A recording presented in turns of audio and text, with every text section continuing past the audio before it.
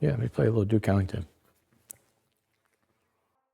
Welcome to Inner Rhythm, a podcast about the creative process and following your inner voice. As always, we are broadcasting today from the historic home of artists Jackson Pollock and Pollock-Krasner, where in each episode we connect you with their legacy of artistic authenticity. I'm your host and the director of the PK House, Matthew Ward. On today's episode, we uncover the inner rhythm of Jackson Pollock by way of his record collection. Assisting us in this endeavor is jazz musician and historian Dr. Thomas Manuel. Thomas is the Endowed Artist in Residence Fellow Chair in the Jazz Department of Stony Brook University. He is also the director and founder of the Jazz Loft, a jazz museum and live performance venue located in historic Stony Brook Village. In this episode, Tom takes us on a deep dive into Jackson Pollock's personal record collection. We talk about the artists that Pollock was listening to, how their music may have impacted his art, the importance of jazz in American history, and how Thomas is working to preserve that legacy at the Jazz Loft. By the end of today's episode, I hope that you will reconsider the music you yourself listen to on a daily basis, how it inspires your own projects, how jazz in particular has shaped our culture, and why you might want to incorporate a little bit more jazz into your daily playlist. Before we begin, I would like to welcome our listeners to the Pollock-Krasner House, where we record each and every episode of this show. Here at the PK House, we connect visitors with the artistic legacies of Jackson Pollock and Pollock-Krasner. Their legacy of artistic authenticity, experimentation, and exploration, like the legacies of many of the great jazz artists we will discuss today, is evergreen, and we hope continues to inspire artists and appreciators alike. Thank you to our members and to everyone who supports our work here at the PK House. To find out more about us and Dr. Manuel's work, please visit the show notes below. Thank you. Pollock, huge fan of jazz. Pollock-Krasner once said that he would get into his listening jags that would sometimes last for 2-3 weeks at a time, and that the house would shake with jazz music day and night. Now, it's not really believed that Pollock was listening to jazz in the studio while he was painting, but he was absolutely listening to jazz in his free time and during most of his free time. So very influential for Pollock, we could say. And today we have some of his record collection in front of us. I see that, Tom, you've kind of parsed out your records into different subcategories. I couldn't resist. Matt. But what's jumping out to you about Pollock's record collection? Yeah, what's jumping out to me is the story. Like looking here, and we're looking at a small stack of Louis Armstrong records, and these are European, French issues, and this is the blues. So Pollock is listening, literally listening to the blues, and what the blues is portraying is the struggle. The struggle of being optimistic, but yet still mindful of problems. And that's the story of any artist, and I'm sure was the story of Pollock and something that he could relate to. I'm looking at the staples of what was the time in which he would have been in Greenwich Village and coming up as a young artist. This was the big band era. This was the heyday of the Great American Songbook. So, it's interesting that Billie Holiday outnumbers any of the recordings. And again, when you think of the blues, Lady Day was absolutely pivotal in relaying the story and the feeling of the blues. Lady Day said, when asked what the blues was, she said, well, sometimes the blues is happy, sometimes the blues is sad. Sometimes it's fast, sometimes it's slow. She said, I don't know, it's sort of a mixed up kind of thing. You just have to feel it. She said, but every time I sing, I never sing anything the same way twice. So I'm sure when Pollock was listening to Billie Holiday, he was hearing that voice, that artist that was striving and reaching for what was next, what's new. And to not be stale, to not just stay in the same, she could have probably, like some artists have, just sang the same way and sang the same tunes and kept everybody happy and made money. But she was an artist. She wasn't wired that way. I don't think Pollock was wired that way. So it's interesting that he was drawn to her. And then there's swing. Swing is a feeling, and it's this idea in our music where we're trying to get everything in sync. Whoever's on the bandstand, we're thinking of the common good of the whole and nurturing what we're doing and find balance. And that to me represents the struggle of the balance in art is just so hard to reach. When do you stop? When is it not enough? When do you push more?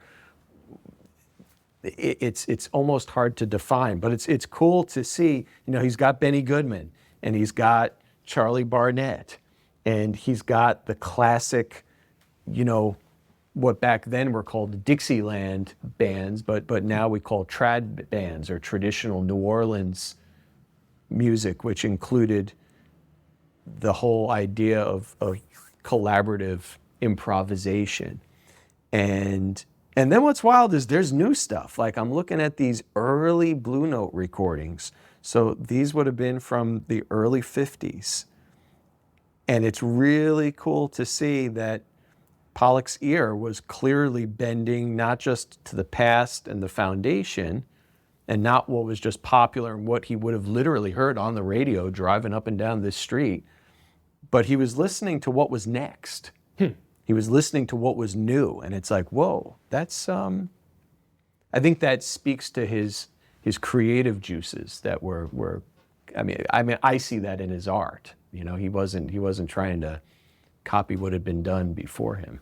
And what really jumped out to me about what you just said is when we think of jazz inspiring some of these American modernists, early American modernists like Stuart Davis, who were really closely linked to jazz, but then Pollock, we think about the sonic quality a lot of the time, how the artist's gesture reflects the sound of the music, maybe this balance between improvisation and composition. But when you were talking about the blues, it felt a little bit more personal to me. A lot of us know about the struggles Pollock had in his own life with depression and alcoholism. And when you were talking about the blues, I think we could picture Pollock listening to jazz, not just for aesthetic or artistic reasons, but because of the emotional import, the reason that any of us listen to music. But that idea in blues that it's not just, the artist isn't just focusing on the struggle, but what you said, the hope and the possibility that that struggle could be overcome and that there could be optimism in the face of that struggle. I think there's something kind of really tender about that, and thinking about Pollock listening to the blues in that way. It's beautiful that you mentioned the word emotion, because really what we are speaking about is emotion. And whether you're talking about jazz and improvisation, or playing an instrument, or singing, or you're talking about Pollock, whose instrument was the brush or lack thereof, but his art. When an emotion communicates honestly and genuinely in our world, in jazz, that's when the music communicates powerfully. But I truly believe the parallel is you could fill in that blank and take out the word music, and you could say from Jackson's perspective, when his emotion communicated genuinely and honestly, that his art communicated powerfully. It's about that willingness, which involves risk, which I think is another characteristic and trait our worlds share in common. When you take that risk to open yourself up and say, okay, here's how I really feel. Here's who I really am. Here's the struggles, here's the depression, here's the anger, here's all these emotions, whatever they may be. But I'm going to trust my audience with them, be it momentarily or permanently. That's when an audience can connect. That's when people connect to art, to music, to whatever it may be. And again, I don't think it's accidental that Jackson and many artists and writers and poets were drawn to jazz, and vice versa, that so many jazz artists we're drawn to the figures during their day, that again, it's a different medium, but we're really striving for the same thing. And that quality of, let's call it authentic expression, unmediated expression, is often thought to be at the center of abstract expressionism. And that's what kind of the core idea was, that by sharing with the audience this visceral reflection of the inner you would tap into something universal, or the collective unconscious, through these abstract gestures, symbols, motifs that are coming out of something very personal. You connect to a wider audience. Now, abstract expressionism reaches its zenith, of course, after World War II. At this point in time, the center of the art world moves from Paris to New York for the first time, and abstract expressionism is seen by the world at large as the first uniquely American movement in the visual arts. Now, I think there's some parallels there with jazz, in that jazz is oftentimes referred to as America's original art form. It's very much seen as a uniquely American genre of music. And I'm wondering, from a jazz musician's point of view, from a jazz historian's point of view, is jazz American? It is. Jazz is an American-born art form, but quite often people stop there with the statement. And what is important is to put a ...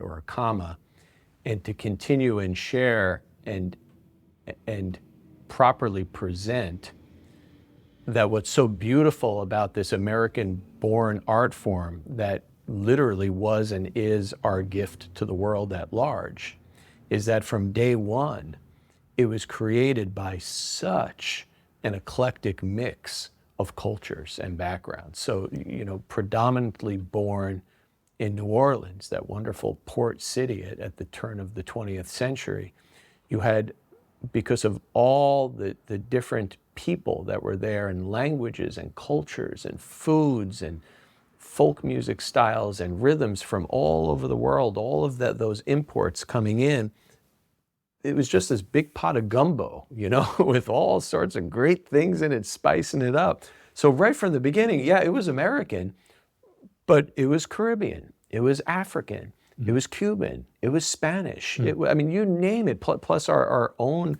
rich culture that was here. And then that just literally heads up the Mississippi River to Chicago and heads on out to St. Louis, and then eventually makes its way to New York. But so amazing.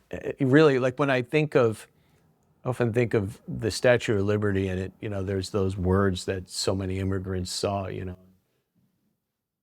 many one, and bring us everybody, is basically what it's saying. I think, wow, how beautiful that we actually produced something so genuinely democratic that really was what we said we were trying to do. Yeah. We actually did it. We did it in jazz. And I don't think it's any accident that, whenever we've tried to promote democracy, whenever we've tried to promote what it is to really be equal, to have equality, to really respect each other and hear each individual's voice, whenever we've really tried to present what it is to be collaborative and to come together as a voice of one, man, we've sent jazz musicians. When you think of all the State Department tours in the 50s when we were trying to combat communism, they didn't send some talented orator. They sent Louis Armstrong. They sent Dizzy Gillespie. They sent the jazz musicians, because what we do is so democratic. And I know I got a little off topic there, but it absolutely is American. But it's so important to recognize, man, we were American by the definition of what we sought out to be. Right, and I think same thing with the New York school, right? So influenced by immigrants like Arshil Gorky, Willem de Kooning. It's quintessentially American, but it's fueled by the creativity and the contributions and the mentorship of immigrant artists. Exactly. Right. Now, as you were saying that, it gets me thinking, jazz is so emblematic of America and Americanness, and it's our export to the world. But a lot of the times we think about that in historical terms, about what jazz was in the past or the role it played in the past. In the contemporary moment, you are not only a jazz historian, but you are a teacher of young people. You run the Jazz Loft, where you connect the past with the present. You have historical exhibits with great performances from living, working musicians. Where do you kind of see jazz in America today, and what is its role today? You know, in many ways, it hasn't changed to what it was when Louis Armstrong left New Orleans and went up to Chicago in the early 20s. I mean, it's always our voice, first and foremost. It is our commentary on the way we feel, which quite often includes the way we feel about what's happening in society. I mean, I love to say, and I've said it so often, that jazz was and is our soundtrack to America. And if you listen to this music, if you listen to recordings from the 20s, you hear the joy and you hear the party that's happening. If you listen to music of the 30s, you hear the struggle of the Depression. If you listen to music of the 40s, you hear the sorrow and the pain and the longing for loved ones to come home that were overseas during the war. And man, you listen to the music of the 60s, you hear the anger, you hear the frustration of the civil rights movement, you hear the protest, you hear the dissatisfaction over Vietnam. You always hear the music reflecting and commenting on the state of where we are and what's happening. And so in many ways, I feel like when I listen to artists that I respect and am honored to work with, I hear the same honest, genuine reflection. I just did a wonderful concert with a dear friend of mine, Nicole Zaritis, and she just won a Grammy a few weeks ago, so we're all happy and proud for her. And we did a wonderful duo concert that was predominantly her own compositions. And without question, in every song, I heard her voice, and I heard her commentary on so many things, on life, on struggles, on pain, on victory, on losses, on the music industry, on what it's like to be an artist today. So I think in many ways it hasn't changed. The question really is, what are we talking about today? And more so, maybe what should we be talking about more? Do you see that as the founder and president of the Jazz Loft? How do you steer those conversations, or how do you introduce those conversations to the public? First and foremost, honesty. I think the one thing that I admire so much about all these artists was their honesty. And sometimes it's hard to be honest. But again, back to the blues is about being optimistic, but you're still mindful of the problem. Yeah. You still call the problem for what it is, and you say, hey, this isn't right, or this isn't fair, or this isn't equal. But then the optimism kicks in. But hey, let's come together and let's work towards a better solution. So at the Jazz Loft, we try and present the honest story. We try and be inclusive and not leave out the bad parts of the story. It's easy to talk about the victories. It's hard sometimes to talk about the failures. But then there's the challenge. And the challenge that I always try and present at the Jazz Loft is, hey, we're stewards of this music. We're stewards of, in the case of the Jazz Loft, a space. We're stewards of over 30 archives from some incredible people like Charlie Parker and Ella Fitzgerald and Louis Jordan and Keely Smith and others. And I think what we need to do is to say, how could we be stewards that keep that legacy of those individuals going? What would they say? You know, if Jackson was here in his home right now, what would his commentary be? And I think a big part of the opportunity you have is you do showcase contemporary artists, and you get to select the lineup and bring people in and give our community here on Long Island a chance to see their work. So you're not only telling the historical narrative, but you do give spotlight to new artists, and you do get to, I mean, building that roster and deciding who will be performing and who's going to be on the schedule for that year. There's so much decision in that and power in the choice of who you're showing. So that's a great tool that you have as well. Right. And it's hard. It's hard, but what a wonderful opportunity. And it's wonderful to be able to every year look and say, hey, you know, where's an area that maybe we haven't given some attention that has? Like I remember one year we just decided we were going to really focus on women in jazz. Women still to this day are underrepresented in our genre. And so we just decided this is going to be the year of women in jazz.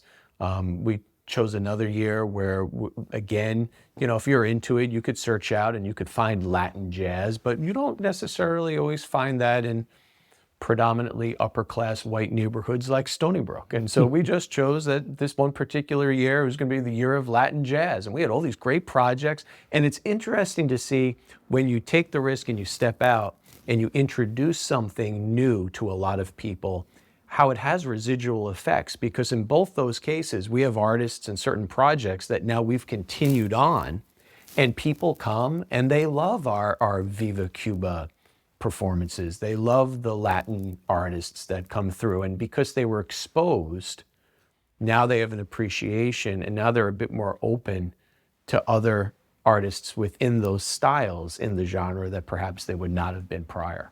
Yeah, and I think bringing it back to Pollock, what stands out is that, you know, Jackson Pollock for a long time and for many people still is considered, you know, the great American artist, or at the very least, a very important and influential painter in the history of our country.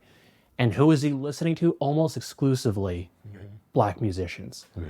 Looking at his collection here, these are predominantly, and like I said, almost exclusively Black jazz musicians.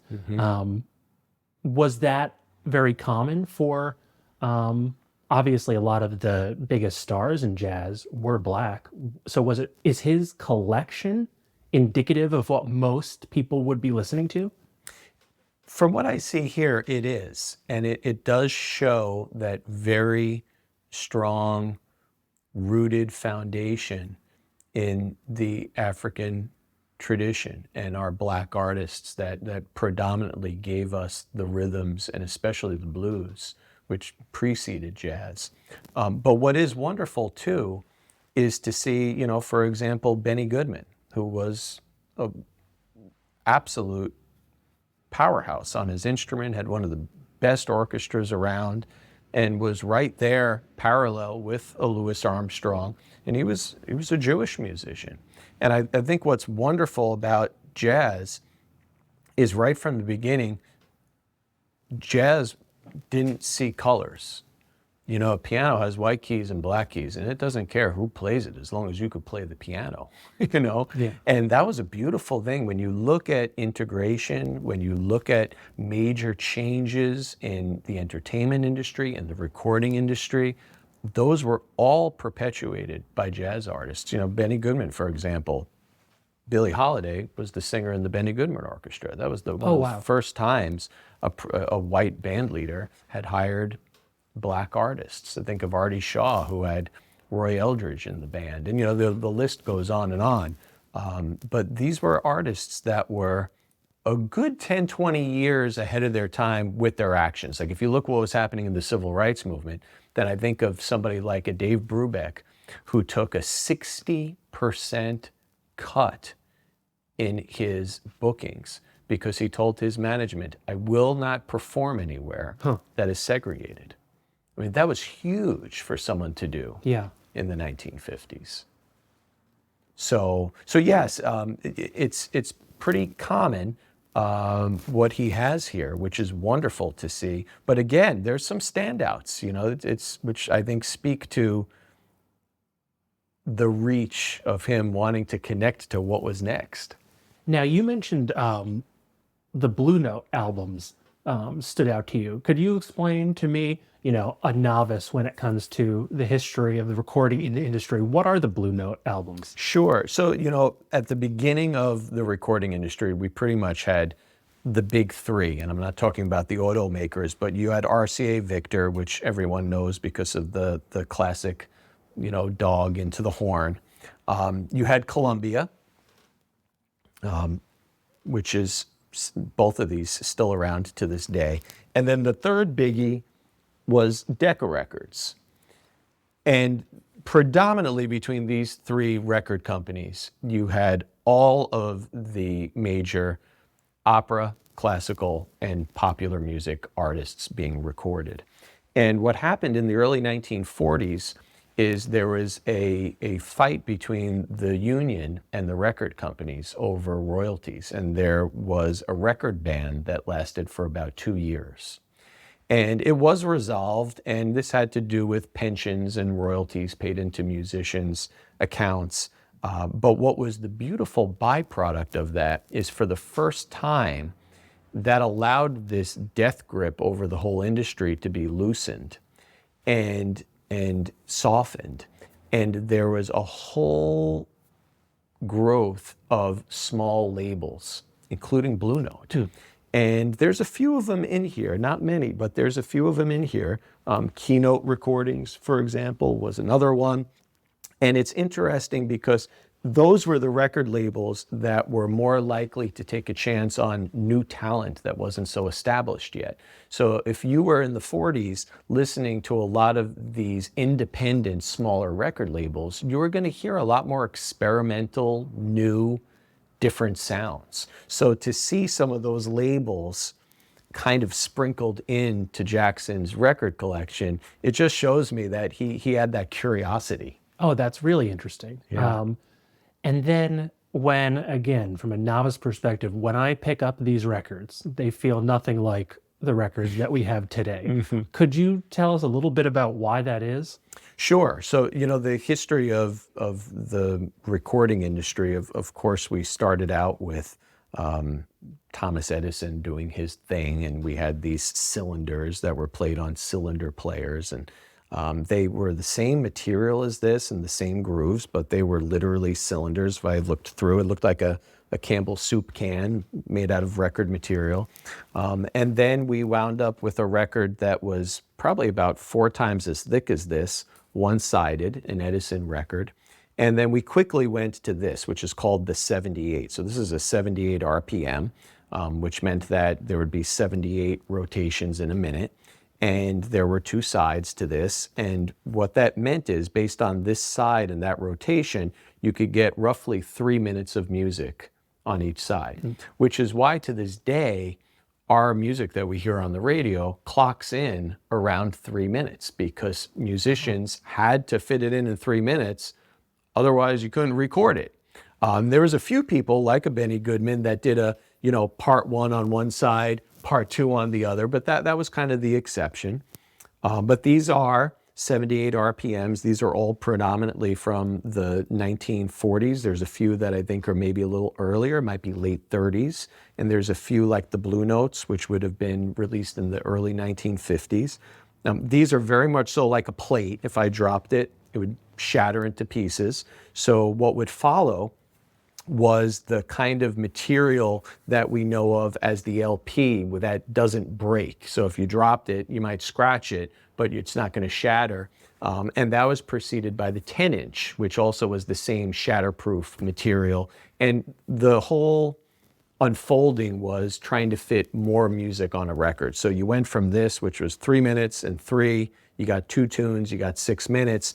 When we went to the 10-inch record, now you had a few bands or a few tunes. You could get about 15 or so minutes on one side, 15 or so on the other. So you literally got 10 times the amount of music on a 10-inch LP than you did on a 78. And the LP just stretched that even further. And over here next to me, I have some of the 10 inches. Is that right? You do. Okay. And you haven't seen these yet. I have not seen those yet, but I've been eyeing them out ever since you sat down. And the names are different on these than. Okay. So these would have been come into Pollock's collection a little bit later on. And so we'll take a look at some of these. First up, we have Charlie Parker. The man.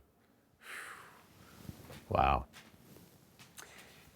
Yeah, I mean, when we're talking about innovation, there were a few people that were the poster child of that, circa late 1940s, early 50s, and Charlie Parker, along with Bud Powell and Charles Mingus and Dizzy Gillespie, they were the architects of bebop, which was a total new way of speaking the language of jazz. So there's no shock to me that he would not, that he would have this. I mean, Parker was just, yeah, he was sent here from another planet. We were lucky to have him on the Earth for a while. And you just had a huge coup over at the Jazz Loft. You recently received the Charlie Parker archives. That's right. So they were really not even in existence. They were owned privately by Charlie Watts, the Rolling Stones drummer. He had acquired them over 4 decades, mostly directly from Parker's partner, Chan, and from Parker's son. And upon his death, they were auctioned off. And thanks to 2 incredible lead donors and a real grassroots effort, we were able to find ourselves on King Street in London on the floor of the Christie's auction house. And we came back with the majority of the Parker items. And we now have the largest collection of original Charlie Parker memorabilia of any museum in the country. That is incredible. And I had a chance to stop by the Jazz Loft last week and take a look at the first installation of the collection, because the big collection, it's going to come out in installments. Right. But just so cool. As soon as you walk up the stairs there and you see his saxophone case, right? With his name on it. It was just, what a sight. But I also want to know, what was it like sitting in that Christie's auction? Oh, it was one of the most stressful things I ever did in my life. You know, everyone was saying to me, oh, that must have been so much fun. I'm like, okay. So I flew to an entirely different country. I had a boatload of money that was not mine. And there was very much so the possibility that I could have come home with nothing. And there was all this hype that built up. So there really was this fear, like, what if I get nothing? What if this is a flop? And we were just so blessed that there was a few things, only a few that got away. And we had a beautiful moment there where a man came up to me at the end, and he was the executive director of the National Jazz Archives of the UK. So it'd be like, our version would be like the Smithsonian. Yeah. And he just looked at me and he said, I came here today. He said, I was thinking this was going to be bittersweet, and I was going to see this collection go off to all different parts of the world and different collectors. He said, we saw you kept winning, and everyone was whispering, who is this guy? And finally someone knew and told us. And he got all teary. He gave me a big bear hug. He said, we're so happy that Charlie's going back home to New York. Oh, and, I mean, that's sweet. And I hugged him back, and it was really just beautiful. It really was. Now, there aren't really, I think people might be surprised, there's not a ton of major jazz museums in the U.S.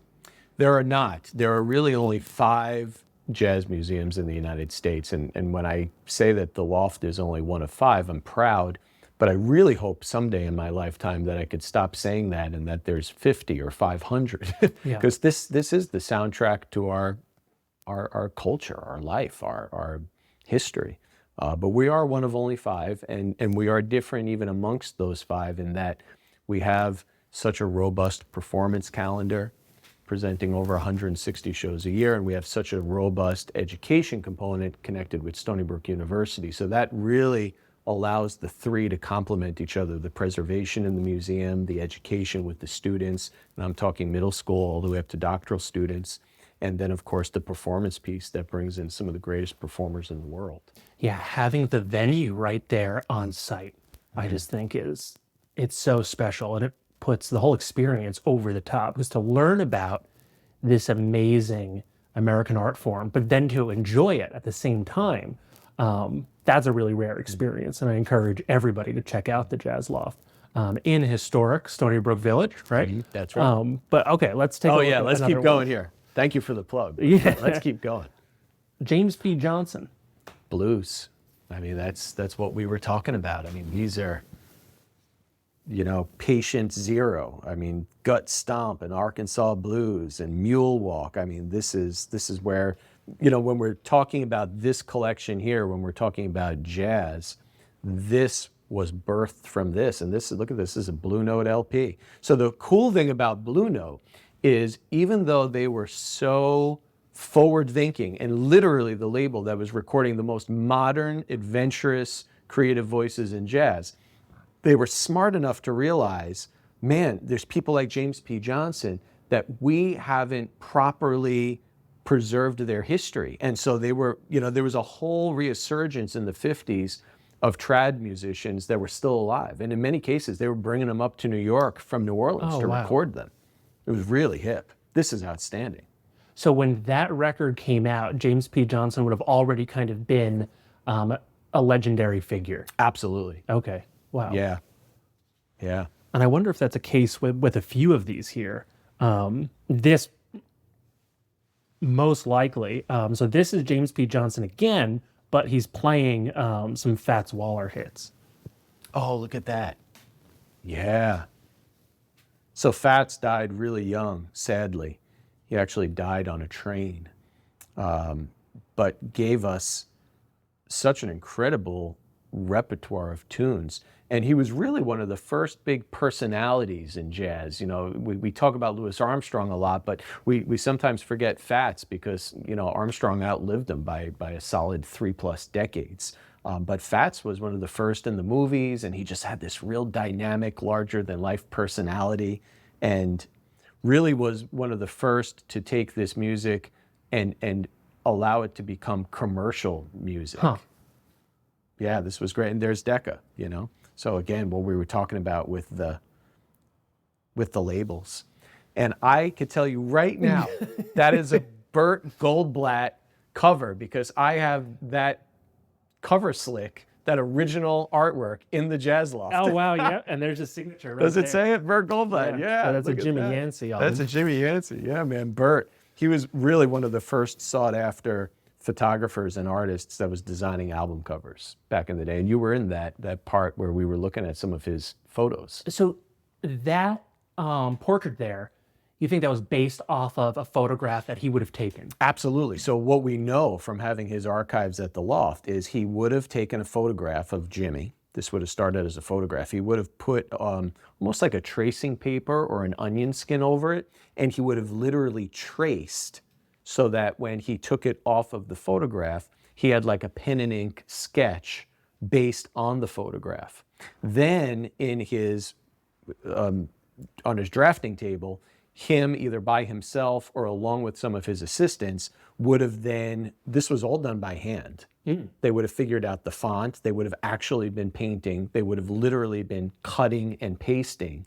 And so this was a product of something that started out as a photograph and then would have, before going into production, would have been made into a cover slick, which is what I said I have, which was the final version that was either approved or marked up and edited for changes. If it was approved, then it went to production.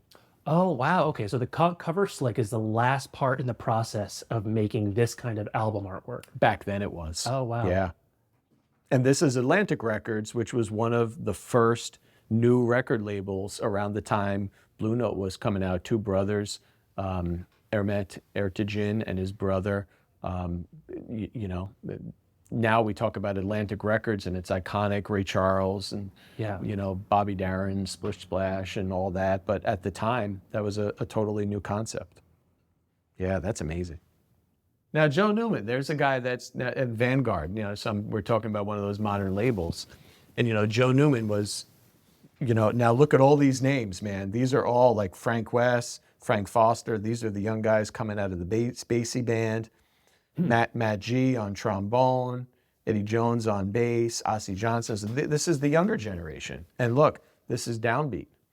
This is promoted by the famous Downbeat magazine, which still exists to this day, and produced and supervised by John Hammond, who was a blessing and a curse, because John Hammond, along with Leonard Feather, tried so hard to give credit where credit was due, because so often the black artists were not given credit for what they did, what they recorded.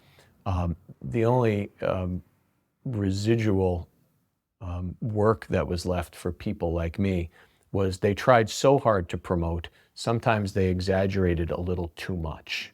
And so we wound up with this kind of gray area between reality and myth.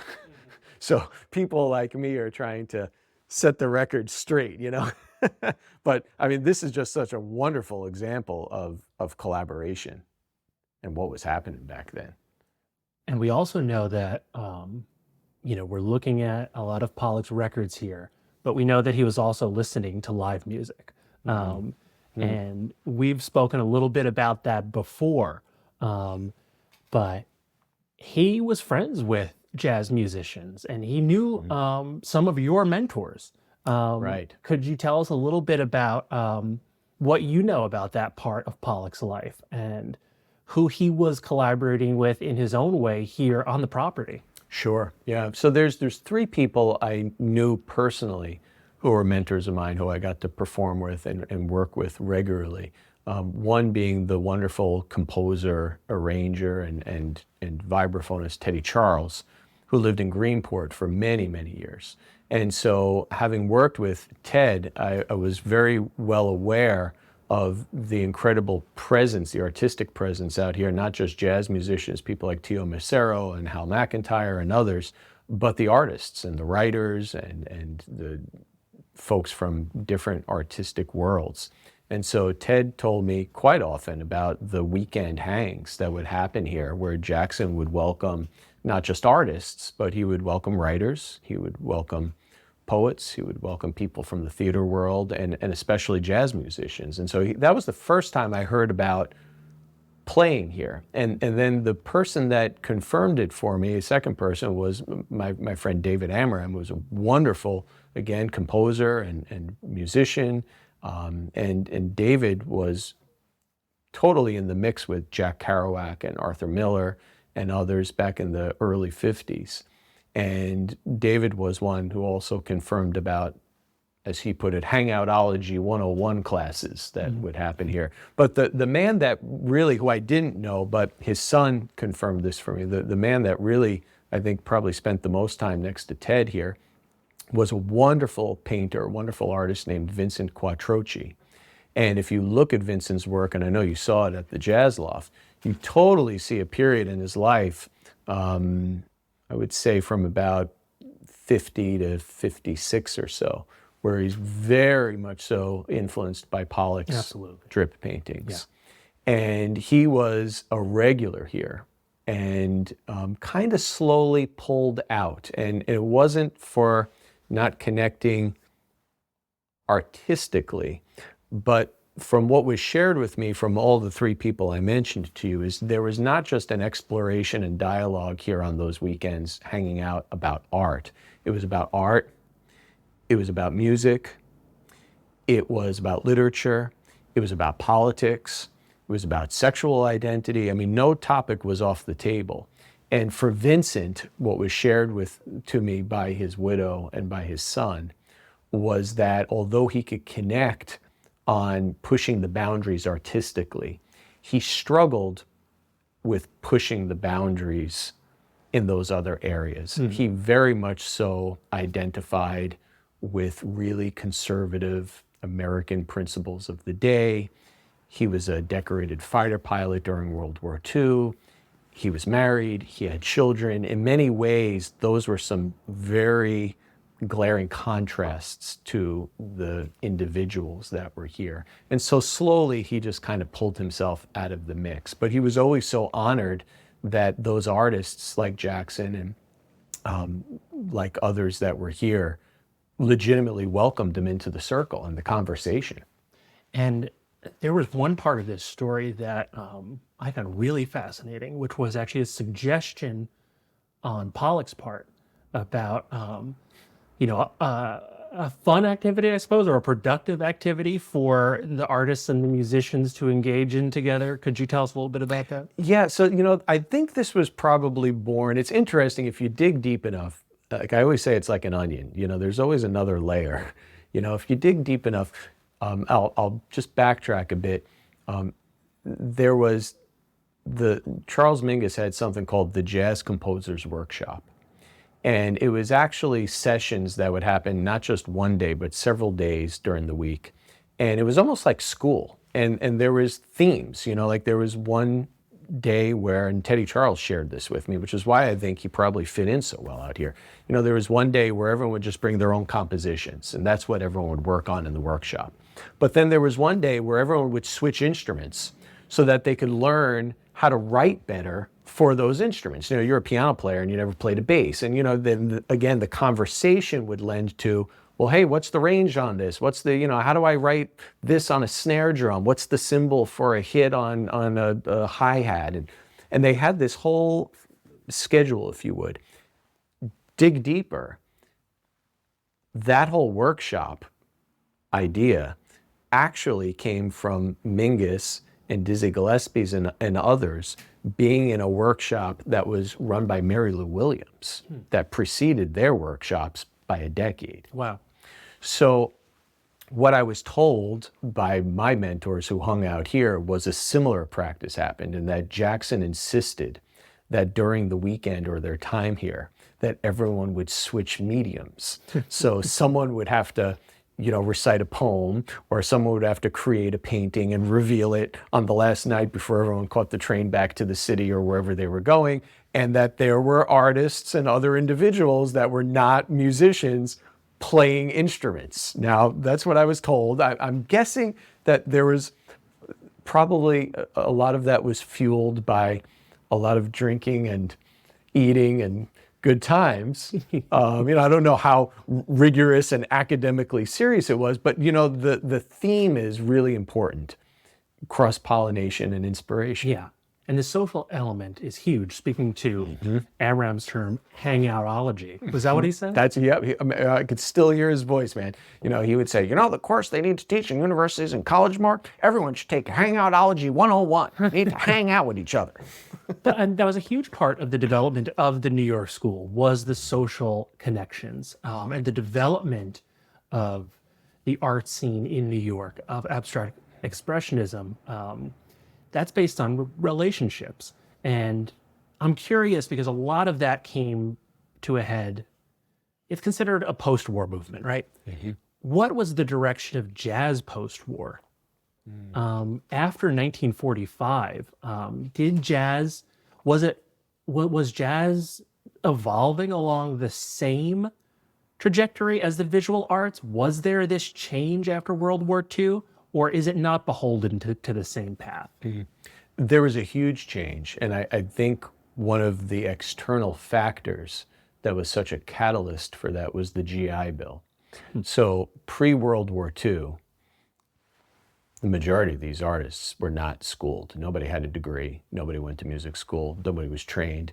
And I shouldn't say nobody was trained. You were trained, but you were trained in the tradition. You were trained on the bandstand.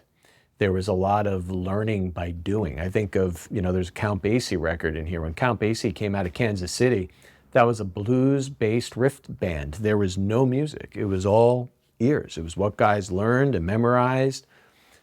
When jazz artists are returning en masse from World War II and given the opportunity to go to school, this is the first time they're getting formal training, and formal training with such intensity and depth, where they're studying the masters. They're studying Chopin and Debussy and Bach and Beethoven. And then if you think of who those teachers were, those were composers, those were artists, those were individuals that were really at the forefront of a new movement in music in the classical world and in the quote unquote modern world.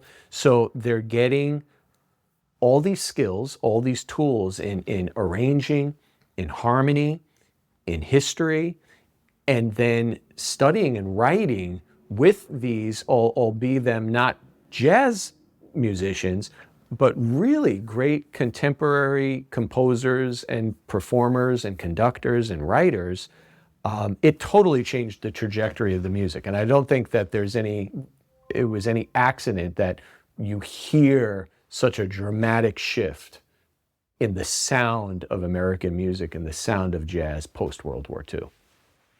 It's really interesting how policy can affect art forms, because as you were describing the effect of the GI Bill, I couldn't help but think about the effect that the WPA had on visual artists in the 30s. Now, a lot of these artists were already academically trained, so it's not the same in that sense, but the WPA provided structure, a reliable paycheck, and it allowed artists to kind of dig into their practice in a way that maybe they couldn't have done so before because of the uncertainty of being an artist. And without the WPA, you know, guys like de Kooning maybe couldn't have pursued being a painter full-time in the fine art sense. A lot of these guys were doing commercial art, right? So the way that government policy can influence the trajectory of art isn't something I think we always think about, but it has a huge impact. I agree. And technology. You know, if you think of the GI Bill and then what happened right after that, so you have the advent of television and you have the growth of the movie industry on the West Coast in California shifted from here in New York and on the East Coast to the West Coast.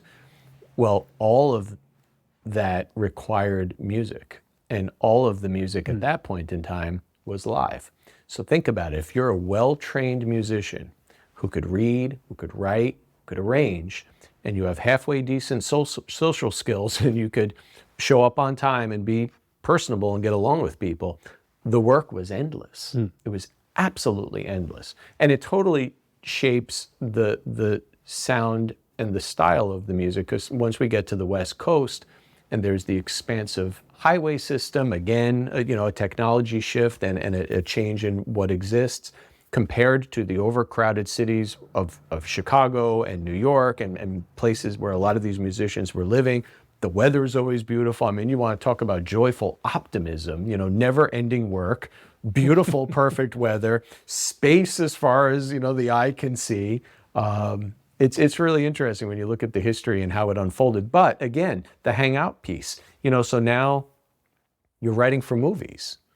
Well, now you're collaborating with writers, you're collaborating with choreographers, you're collaborating and working with dancers, you're dealing with changes in technology and sound recording. I don't think it's any accident that the music was inspired by all of those things and then some. And you I mean, your background, you're a musician.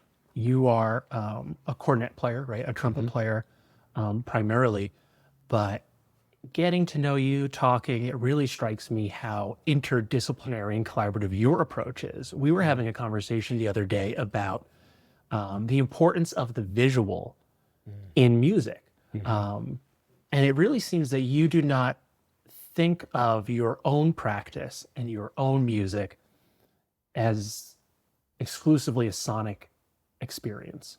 No, not at all. No, I often say to my students, as soon as you can be seen, your performance has begun. As soon as you are seen. Because in my world, at least, a performance is an experience.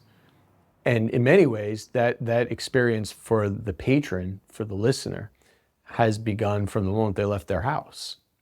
You know, and I have to sometimes remind myself of that. You know, I might have been there and doing a sound check and rehearsing for an hour or two prior, but the person who's sitting right in front of me might have been stuck in traffic in the rain 10 minutes earlier, you know? So it's very experiential.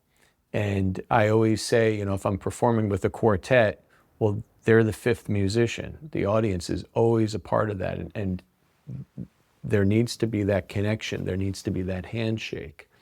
And it is very visual. It's not just the sound. It's what's said. It's what's spoken on the mic in between tunes. It's the rapport between artists, the way we look at each other, the way we acknowledge each other. It's the way we walk out onto stage. And I'm sure there are some that might disagree with me, but I believe it's about the way you dress too, the way you present yourself, and not that it, again, in the spirit of honesty and being genuine, it should never be phony. But it does, everything in my opinion at least, makes a statement and is a whole part of the experience. And when I walk into the venue at the Jazz Loft, one of the first things that caught my attention, speaking to, the visual element, and the whole space is beautiful, but I was drawn right to those bandstands. And I'm a huge fan of illustrators and of commercial artists. And I thought when I looked in, I thought, those look like Hirschfeld illustrations. And I thought, maybe they're similes or something like that. But then you told me the story and I was kind of blown away. Can you repeat that story, please? Oh, sure. It's one of many stories of me being a very strange child and young man. And, I had a big band since I was in middle school, like a working big band. I mean, I remember once in high school, I got called in by the principal and I didn't know what was going on, and he said, I'm going to be just direct with you. It was brought to my attention by your band teacher that we used to have this big room that was in between the orchestra room and the band room, and had all the lockers where we kept our instruments, And so I guess, we were all doing what we were doing. I guess the band teacher looked in or walked in or whatever, and he saw me with a big fat roll of $100 bills. And the principal basically said, he suspected that I was selling drugs. And I said to him, I'm in 9th grade. And I said, oh, no, not at all. I said, we had a lot of gigs this weekend, so the payroll was really high. I was paying everyone for the gigs. But I had this big band. I had singers and everything. And, bandstands are the traditional thing. This is all in 9th grade. Oh yeah, great. I think it might have even started in 7th, but by 9th I was working. We were working on the weekends, and so I had gotten these bandstands. This is years after that, but in the spirit of being odd and strange, I had gotten these bandstands, these Everglow bandstands, and you could put lights in them and they light up, and you put your name on them or whatever. But I never was really into having my name plastered 17 times on bandstands. So I loved Hirschfeld. And I thought, man, if I could get the Hirschfeld drawings of the famous jazz musicians like Billie Holiday and Duke Ellington and Bobby Short and Dizzy Gillespie and so many others. So I had found there was a Hirschfeld gallery in New York. So I called and I explained what I wanted to do. And the woman who I was speaking to did not know what a bandstand was. So I tried to explain, although I don't think she really fully understood. So she called me back. I told her the images I was interested in. She said it would be $200 per image, which at the time for a new teacher and a jazz musician was way out of my budget. And so like an hour later, the phone rang and it was the same woman. And she said, hi, do you remember we just spoke? I said, yeah. She said, Mr. Hirschfeld just came in the gallery and was asking for an update on what's going on. I told him of our conversation. He would like to speak to you. I said, really?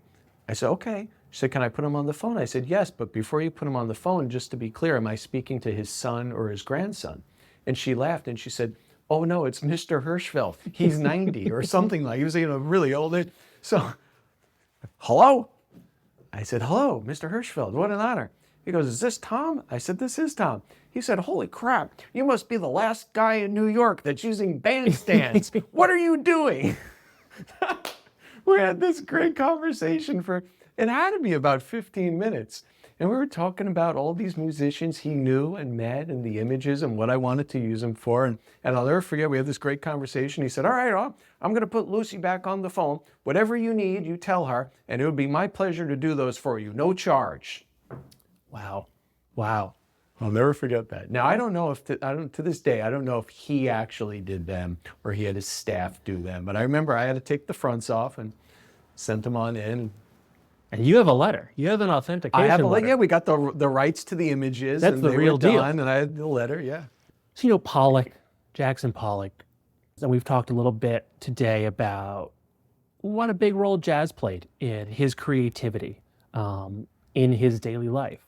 But that is not exclusive to our great celebrity artists, right? I think music plays a big role in all of our lives, and no matter what our professions are, whether we're creatives or whether we're business people, whether we're students, what have you. And that is a big part, I think, of what you're doing at the Jazz Loft, is connecting people to music and the context around music in an educational way, and in a way that broadens our perspective on the role that music plays in our lives, in our culture, in the history of our culture. Could you speak a little bit to that, to the ways in which music shapes us? Sure. Well, I think since the beginning of time, it's so intrinsically connected to our identity. And it's so connected to our memories. You know, I don't think it's accidental that individuals that suffer memory loss, the last part of the brain that gets attacked by dementia or Alzheimer's is the frontal cortex of the brain where music is stored, which is why music therapy is making such incredible strides in being so therapeutic to individuals. But, you know, regardless what you do, whether you're a musician, whether you're an artist, whatever your trade or career may be, you know, I always joke, you know, have you ever seen a car that comes without speakers or a radio or a sound system? You know, can you imagine going to the movies and there not being any soundtrack to it? Can you imagine turning on TV and there's no theme song? I mean, music is just such a part of our lives. You know, you get married, you have a band. You know, sadly, you go to a funeral, there's music. You know, at all events and parts of our lives that are important, music's always right there. And that's why I think it speaks so powerfully and communicates so powerfully to us and has such potential for healing. It has such potential for improvement. There's always another ascension and another level. And I think music inspires us all to go there. That's beautiful. Thank you, Joe. Yeah, thank you. First of all, I want to thank you for visiting us and for hanging out at the Pollock-Krasner house. But also, would you like to play some music in the studio? I would love that. And I want to thank you for what you're doing here. This place is equally inspiring. And to be here, I've got a million things thinking. I'm glad I cleared my day because I think I'm going to go home and write a tune inspired by this wonderful space and Jackson and Lee. Oh my gosh! If you do, we'll have to have a listening party. Absolutely, man. Cool. Well, thank you so much. Yeah, Thank you, let's Tom. play some I music. appreciate it. Thank you, Matt. Sweet. Appreciate it. All right.